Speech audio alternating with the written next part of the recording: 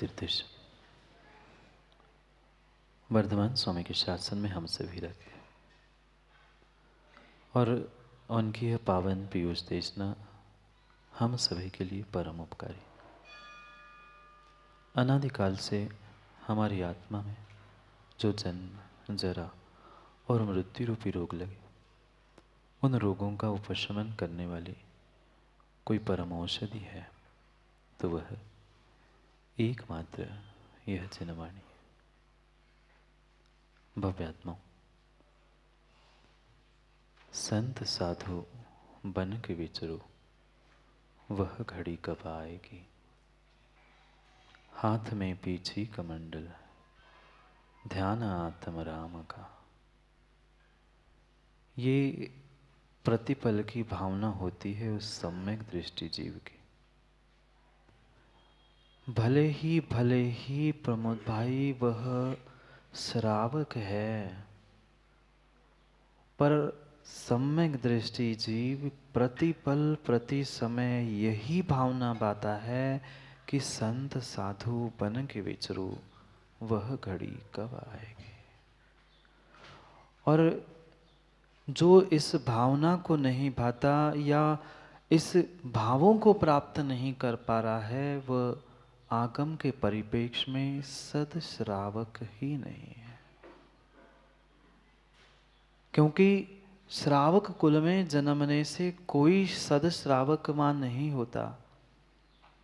सम्यक दर्शन के साथ साथ जो श्रावकोचित क्रियाओं को करता है वो ही सदश्रावक है। और उसी सदश्रावक के ही विषय में हम कुछ दिनों से समझ रहे हैं और खोज कर रहे हैं अपने स्वयं के भीतर कि क्या मैं श्रावक कुल में जन्मने के बाद सदश्रावक बना हूँ, सदगृहस्थ बना हूँ। क्योंकि उस सप्त परम स्थानों को अगर मुकेश जी प्राप्त करना है, सज्जातित्व और सदगृहस्थपना होना अनिवार्य है। कितनी कितनी बार आपने उन 7 फेरों को लगवाया होगा। उन 7 फेरों में लगाते समय उन परम स्थानों की भी भावना कई बार भवाई होगी, या उस सप्त परम स्थानों की ही भावना के लिए 7 फेरे होते हैं। पप्पू भाई, हो गए फेरे? पड़ गए? क्रियाएं तो अनादि से करते आए हैं, पर ये बात हमने कभी नहीं समझी कि 7 ही फेरे क्यों, जबकि 9 अंक शाश्वत था।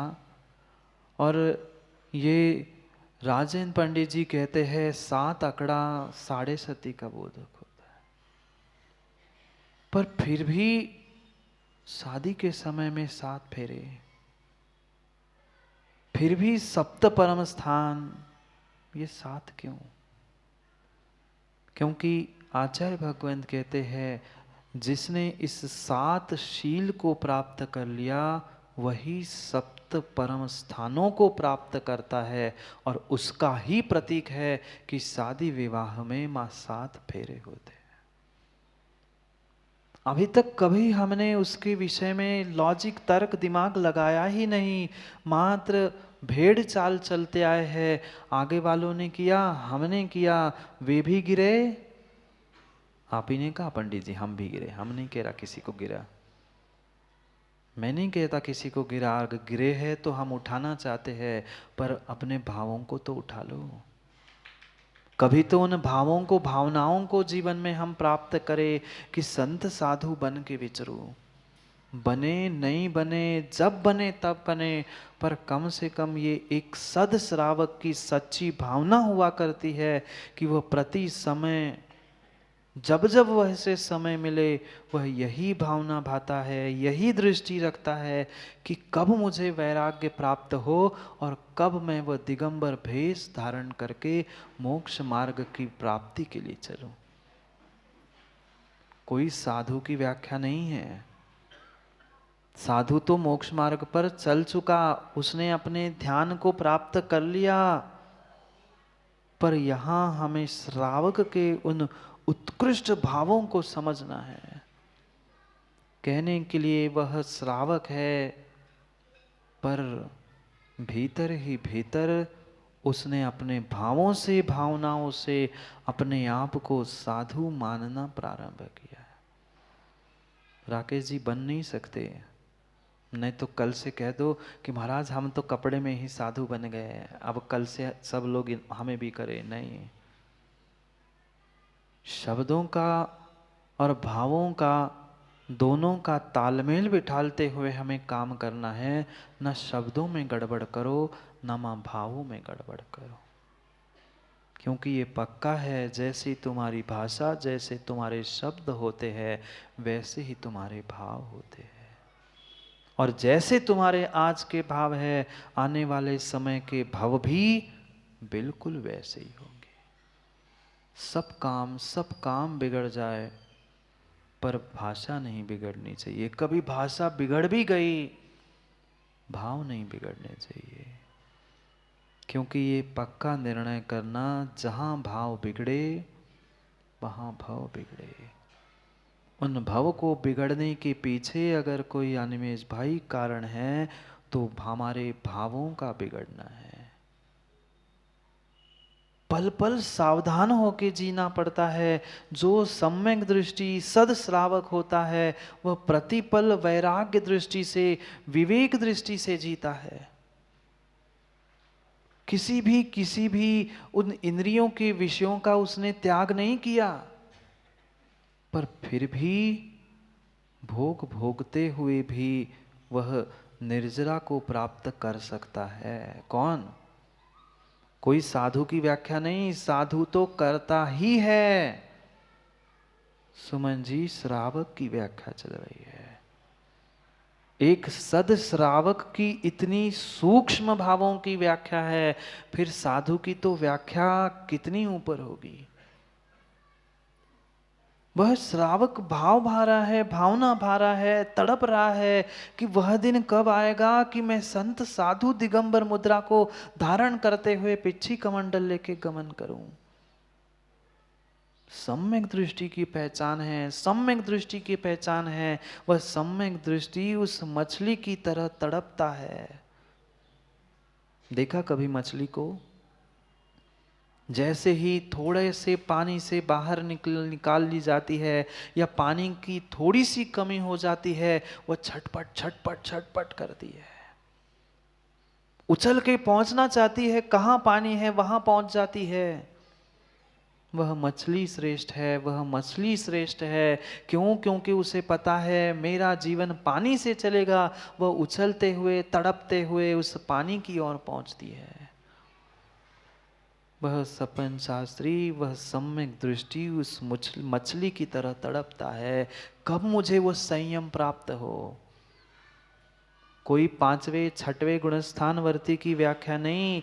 जो अविरत सम्यक दृष्टि चौथे गुणस्थान वर्ती जीव है, वह ऐसे तड़पता है उस मछली के समान कि कब मुझे वो संयम प्राप्त हो, कब मैं उस वैराग्य के मार्ग पर आगे बढ़ूं। आपने मां कभी ऐसे भाव और भावनाओं को संजोया? क्या कभी इन भावों से हमने अपने आप को भावित किया कि मैं भी कभी जीवन में संयम धारण करूं? अगर शेखर पंडित जी ये भावना नहीं आ रही है, तो पक्का निर्णय करना, अभी हमारे पास सम्यक दर्शन नहीं है। नहीं है सम्यक दृष्टि नियत ज्ञान और वैराग्य दृष्टि में ही जीता है। उसके प्रत्येक दृष्टि में, प्रत्येक कार्य में विवेक झलकता है। जैसे वह मछली प्रति समय प्रतिपल तड़पती है कि कब मुझे पानी मिल जाए, मेरा जीवन बच जाएगा, ऐसा ही सम्यक दृष्टि छटपटाता है, तड़पता है, कब मैं उस मुद्रा को धारण कर लूं, कब मेरे हाथ में पिच्छी कमंडल ध्यान आत्म राम का। दुनिया के तो राम रामायण सब पढ़ ली कक्का, भीतर की आत्मा की रामायण तो समझो। इस आत्म राम को तो कभी हम समझो कि जिसके निमित्त से मैं परमात्मा बनने वाला हूं, उसकी भावना हमने कब कब भाई, कब कब निर्णय किया कि मुझे भी कुछ जीवन में प्राप्त करना है। कई बार उन देव पर्याय को प्राप्त कर लिया, कई बार श्रेष्ठ कुल में जन्म लेके श्रावक भी बने, पर मुके जी सद श्रावक नहीं बने। और सद श्रावक रूपी सप्त परम स्थानों में सज्जातत्व आदि नहीं है, तो तुम उस 7 पृथ्वियों को छोड़कर 8वीं पृथ्वी में पहुंचने वाले नहीं हो। कौन सी 8वीं पृथ्वी? कौन सी 8वीं पृथ्वी? 7 पृथ्वी वो तो रत्न प्रभा, शर्करा प्रभा ये तो पड़ी है। 8वीं पृथ्वी ईशत प्रागभार सिद्धशिला, उस सिद्धशिला पर पहुंचना है, 8वीं पृथ्वी पर पहुंचना है। तो पहले इन 7 पृथ्वियों के प्रतीक, इस 7 भावों को, सप्त परम स्थानों को और 7 शील व्रतों को धारण करना होगा। शिवकोटि स्वामी ने 5 अणुव्रतों की व्याख्या कर ली। श्रावकों के जो 12 व्रत थे उनमें से 5 अणुव्रतों की व्याख्या हमने क्रम क्रम से समझी। स्थूल रूप से हिंसा नहीं करना, स्थूल रूप से झूठ नहीं बोलना, स्थूल रूप से चोरी नहीं करना, वह कुशील का भी स्थूल रूप से पाप यानी स्वदार संतोष व्रत, और 5वां परिग्रह परमाणु व्रत भी हमने समझा। लिया नहीं, समझा ही सही है। समझेंगे तो भी कभी ना कभी धारण कर लेंगे। उन 5 अणुव्रतों के बाद शेष जो 7 शील व्रत है, उन 7 शील व्रतों की व्याख्या, उनके स्वरूप की व्याख्या आज शिवकोटि स्वामी करने वाले। 7 ही क्यों बनाए? कम ज्यादा भी चल जाते, पर प्रत्येक हमारे आगम की विधा का, आगम की क्रिया का कहीं ना कहीं लॉजिक, कहीं ना कहीं तर्क है। क्योंकि 7 ये जो व्रत बताए हैं वह श्रावक के लिए बताए हैं, और श्रावक उन 7 अणुव्रतों के साथ ही, 7 शील व्रतों के साथ ही उस सप्त परम स्थानों को प्राप्त करता है। सज्जातत्व, सदगृहस्थत्व आदि जो सप्त स्थान कहे हैं, वो कि अंतिम तीर्थंकर पद जो प्राप्त होना है, सर्वोत्कृष्ट सप्तम स्थान जो बताया है, वह सद श्रावक बने बिना संभव नहीं है। एक क्षण उस जीव के भावों के बारे में सोचना, उस जीव के भावों के बारे में, सम्यक दृष्टि श्रावक के भावों के बारे में सोचना, जो प्रति समय समय मिलते ही निर्णय करता है कि मुझे तो दिगंबर भेष धारण करना है, मुझे तो उस संयम को धारण करना है। जब जब जैसा जैसा समय मिलता है, वह प्रति समय यही भावना भाता है वैराग्य के साथ, मैं कब गुरु के पास पहुंचूं, मैं कब प्रभु की पूजा करूं, मैं कब गुरु को दान दूं, और कब मैं स्वाध्याय करूं। ऐसे कभी वीरेंद्र भाई भाव हुए? नहीं हुए, नहीं हुए। और नहीं हुए तो ये भी पक्का है कि अभी 7 भूमि से ऊपर उठने वाले नहीं हो, नहीं है उठने वाले। उन 7 भूमियों से ही ऊपर उठाने के लिए बंगेला जी कह रहे हैं 7 उन शील व्रतों को प्राप्त करो। गजब के भाव। धन्य हुए जीव श्रावक होते हुए ना पिच्छी ना कमंडल, शुल्लक भी नहीं। चौथे गुणस्थान वर्ती अवरति सम्यक दृष्टि के परिणामों की बात चल रही है, भावों की बात चल रही है, वह भी धन्य है। फंसा है, बिल्कुल बिल्कुल कीचड़ में ही रचा पचा है। कीचड़ के अलावा संसार में क्या है? दाऊ राग द्वेष कीचड़ है, ये कसाय कीचड़ है, इंद्रियों के विषय कीचड़ है, पर परिपूर्ण रूप से उस कीचड़ में फंसने पर भी वो कमल जैसा खिलना चाहता है। कीचड़ में है पर फिर भी कीचड़ से अलिप्त होना चाहता है। सच्चा सम्यक दृष्टि जीव, सद श्रावक। धन्य है उसके परिणाम। साधु के तो परिणाम धन्य है ही। उन्होंने तो 9 कोटि से हिंसा, झूठ, चोरी, कुशील, परिग्रह सब छोड़ दिया।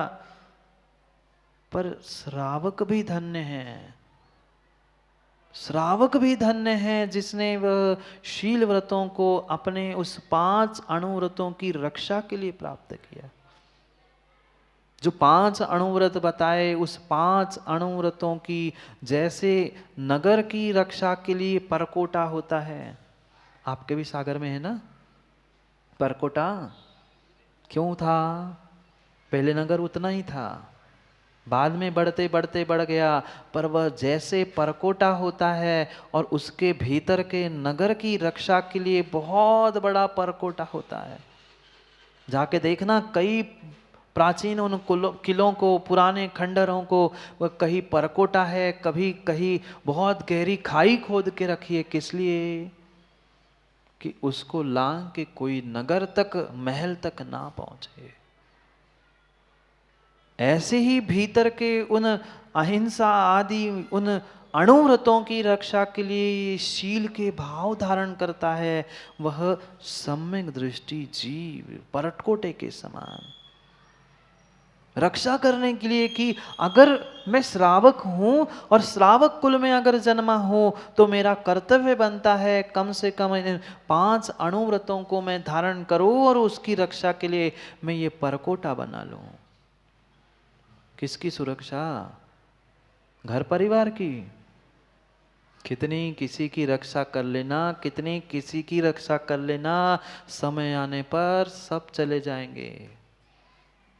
दाऊ 1-2 साथी और चले गए कल, विचार करना कक्का, 2 साथी और गए। क्या माता पिता भाई बहन बेटों ने रक्षा नहीं की? सब करना चाहते थे पर कोई किसी की रक्षा नहीं कर पाया। जिसने अपने उन अणुव्रतों की, श्रावक पने की, सम्यक दृष्टि पने की रक्षा की है वो ही स्वयं की आत्मा की रक्षा कर सकता है, अन्य कोई किसी की रक्षा कर ही नहीं सकता। कभी ऐसी वह मछली जैसी सनी तड़पन हुई कि मैं कब उस संयम को धारण करूं। अपनी अपनी परीक्षा करनी है, तभी हम समझ पाएंगे वे शील गुणों के या शील व्रतों के भाव। ये 7 आचार्य भगवान ने क्यों बताए? उस सम्यक दृष्टि जीव की पहचान बता रहे हैं। ये 7 उन शील व्रतों को तभी प्राप्त कर सकता है जब वह निज गुणों को समझ सकता है।